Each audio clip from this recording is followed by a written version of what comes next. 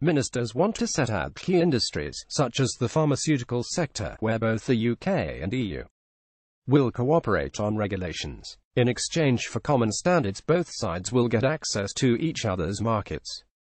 And should either side later abandon the agreed regulations, World Trade Organization rules could be invoked. The idea is part of a bid to press Brussels into a bespoke Brexit deal, something EU chief negotiator Michel Barnier has dismissed, but Germany's foreign minister has backed.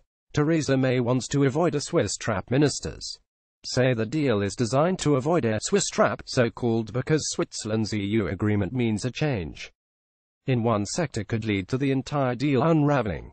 A Whitehall source told The Times, "The last thing we want is to strike a deal that then has to be renegotiated a few years down the line. A swathe of other sectors would not be included in the deal, leaving the government to enforce whatever regulations it sees fit. But although some in Brussels are keen for a sector-by-sector deal, they are likely to demand certain areas, most notably the City of London, will have to abide by existing rules." Getty. Brexit talks are moving on to trade, and the approach could cause a split in the cabinet, with Boris Johnson previously talking up Britain's freedom to slash Brussels' red tape. The Foreign Secretary is leading a group of senior ministers who want to cut EU regulation, while people, including Chancellor Philip Hammond, are thought to be wary of taking steps which might limit access to the single market.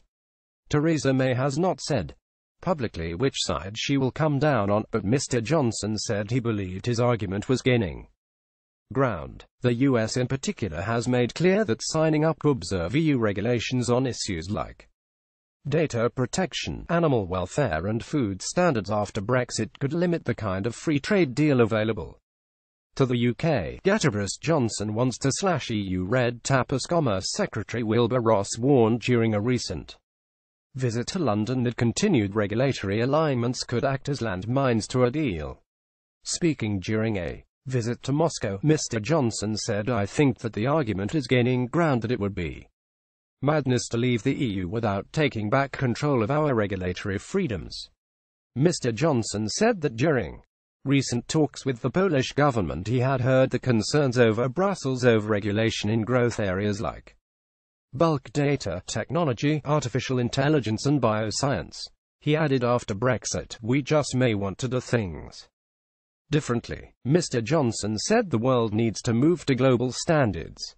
"I think the idea of regional blocs with very densely integrated legal systems, the EU is the only example of such a creation in the world at the moment.